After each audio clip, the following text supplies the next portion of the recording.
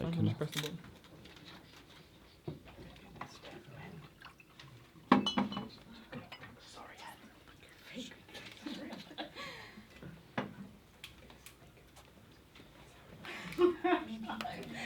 It's not a great example.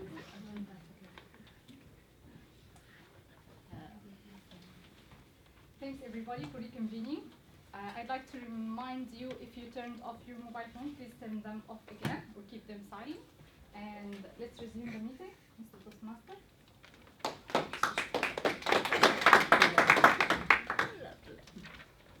Thank you, Hen, for starting promptly. Well, I was getting a drink. Felt really bad. So our first speaker in the first half was Rob Perrott, and his evaluator was Simon Day. I'd like to invite Simon to deliver his evaluation. Simon.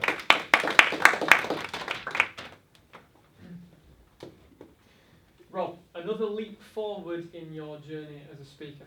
I've put down here 3 key words for your speech: conversational, courageous, and compelling. 3 C words I would use there. You talked about a family holiday, heaven or hell, and you in fact concluded that this was a pendulum that can swing between heaven and hell even in the same holiday.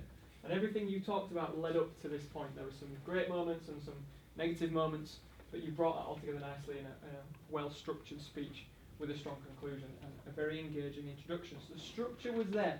You started with this rhetorical question: family holidays. It's what life's all about, right? And we were engaged. You asked us that question, we thought, yeah, we do like family holidays. I thought that worked really well. And the use of anecdote all the way through this speech, this personal story, this personal experience, really works well. We engage with stories. It's just who we are and how we work. So this speech was great material for that. There was some very strong use of pace, especially when you talked about the iPad story. You gestured, every parent's holy grail, the iPad, and then your tip, always charge the iPad. Excellent use of pacing, really nice use of humour. We got a laugh out of it, we engaged with it. That shows you how pacing can work. And you did that elsewhere, where you paused and you let laughs land. There was a moment where you talked about you fly home, presumably with the children, and you waited a couple of seconds, and then it registered and some people laughed. You had the courage to wait and see if that was going to happen, and it worked very well. So use of pace and pause was very strong here. Visual imagery was beautifully created. You had some excellent description of settings and of emotions that were being experienced. There were some moments where the objective was hit, vocal variety. You talked about, why did it have to be so hard? And the gesture and the variety was there. You talked about dark, depressing drive, and your voice dropped. So that worked as well. You also had this orange plane that your 3-year-old daughter was so excited to get on, and Daddy can go swimming. So that the pace and the animation was there. So there were some moments where vocal variety was definitely being used. So excellent. Gestures were open. Eye contact was all around the room. So these are good foundational skills of a strong speaker. How do we develop you as a speaker? How do we help you get to that next level? I think there are a few things. One, I would recommend standing a little bit further forward. This stage is a little bit dark if you stand back here. Whereas if you're further forward and under the spotlights, it just gives you a little bit more connection with the audience. So I'd recommend your stage position just a little bit further forward. The other main recommendation I would give is timing.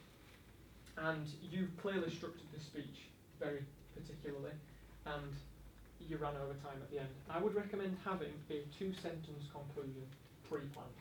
And if you see the red card, forget whatever else it is that's getting in between and do that. So love the maybe you might not love the holiday because of your family, but you might love your family because of the holiday. That was essentially the conclusion. So just think about how to condense it a little bit more. But overall, conversational, courageous, compelling use of story, some small recommendations, but you are on a very rapid upward trajectory. Very well done, Rob. Thank you. Are we just going to hear rhetorical devices from now on? The second speaker this evening was Simon Day, and his evaluator is Rena. Rena.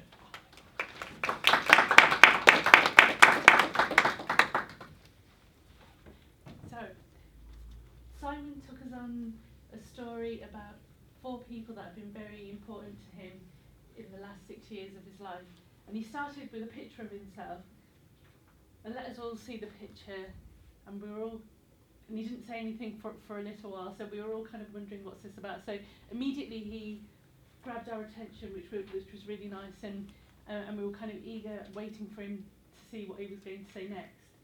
And he started with describing his wife, who it was really clear that she means the world to him, and she's a very, very important person in his life. And he told us about the birth of his first child, and it was clearly quite an emotional story for him to tell us, and it was quite emotional. So I think Simon was really brave to kind of generously share something so personal to him, and I think that makes us warm to him even more, because he is a really warm person, and he's really easy to listen to but when he's speaking, and that sort of made that even stronger, I felt.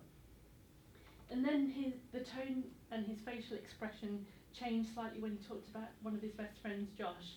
His face lit up, talked about how they go running together, how he was his boss and now he's his friend, and he gave a little joke that it wasn't because of him that he left his job. So his emotion started to change as he talked about Josh, and again shared a lot about a close friend, and made us understand how important Josh was to him. And then he went on to talk about Lynn, Toastmasters mentor, and Paul. And at the beginning of the meeting, Simon asked me to look out for changes in emotion.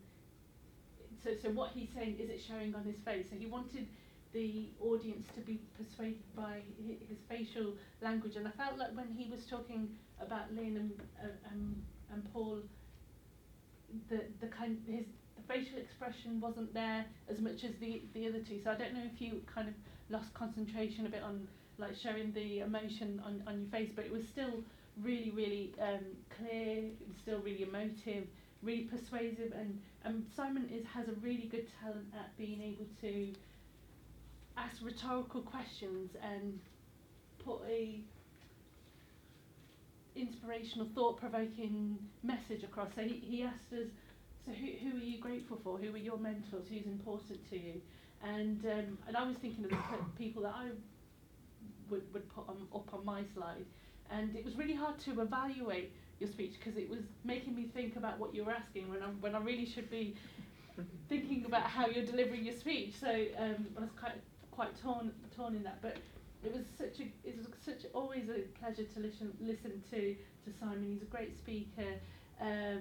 Always got a great message, a great story to share, really generously sharing some quite personal things about him and about his life and who he's close to. It's really hard to find something to improve, and it was just a minor thing. I think it might have been a technical thing. The slide went off for literally just like 5 seconds, and I wondered whether that was purposeful or... I was walking across. Right, okay. I didn't get that. I thought it might have been a glitch, and I was wondering if that was happening. But it's nice the way you stood on the side so everybody could see the slide. And yeah, so I really enjoyed it, and yeah, thank you.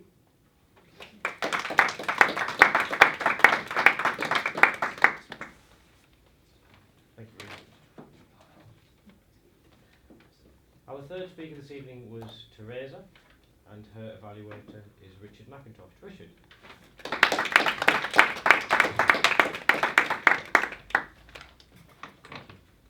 Thank you, Mr. Toastmaster, fellow Toastmasters and guests. Teresa, you were fantastically set up for this speech by Kamalika. Kamalika, I really enjoyed your introduction to Teresa's speech. You gave information on Teresa's role with the orchestra, other orchestras she's played with, and her place within this orchestra as well. So jumping straight in, Teresa was really, really, really well set up for this speech.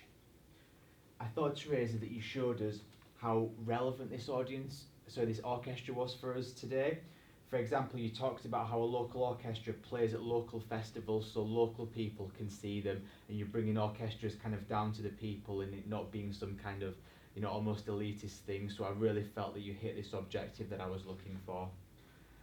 I thought Teresa spoke very clearly during this speech. I also thought she had some fantastic answers as well during the second part of the speech. So, for example, there was at one point where she talked about how young people might be interested in the orchestra because they're playing music from films. So she was showing us how it's relevant not just to maybe people of middle age or of older age, but also to the young people as well. I liked as well, Teresa, how you weren't afraid to admit a mistake with the orchestra. At one point, you said that you would agree to one of to one of Kamalika's points that it's an area that we could improve upon. So there was honesty during this speech as well. It wasn't just all bigging up this orchestra. There was an admission that there are things that they can improve upon as well. I thought as well, Teresa, especially in the first half of your speech, you were extremely well prepared. You also backed up your answers with arguments as well. So you weren't just giving us sort of random answers, but you actually backing this up as well. So it showed that you've got a lot of experience in this and there's just been a lot of preparation overall. I only have 1 point for improvement for this speech. I thought, Teresa, you were fantastically set up for this speech. You were brilliantly prepared for it, and you were really natural, and you had a really almost conversational style when you were giving your answers to the question and answer session. I did felt though that during the first part of the speech, when you were giving almost a little monologue on the orchestra itself, it was a little bit too fast and maybe not quite as natural as I would have liked it to have been. So I felt that the second part of the speech was more conversational, like I said. So I would encourage you, so even though you had some great content and it was well prepared, to try and have a little bit more of this style in the first part of the speech as well. I felt it was possibly a little bit too rushed. So there were so many things that I would praise Teresa for, but that's just the one thing that I would pick up on overall. So to conclude, very well prepared, excellent examples and content, and you really sold the idea of local orchestras for local people, and especially the young people, which I really liked. Thank you, Teresa, Mr. Toastmaster. Thank you to Teresa.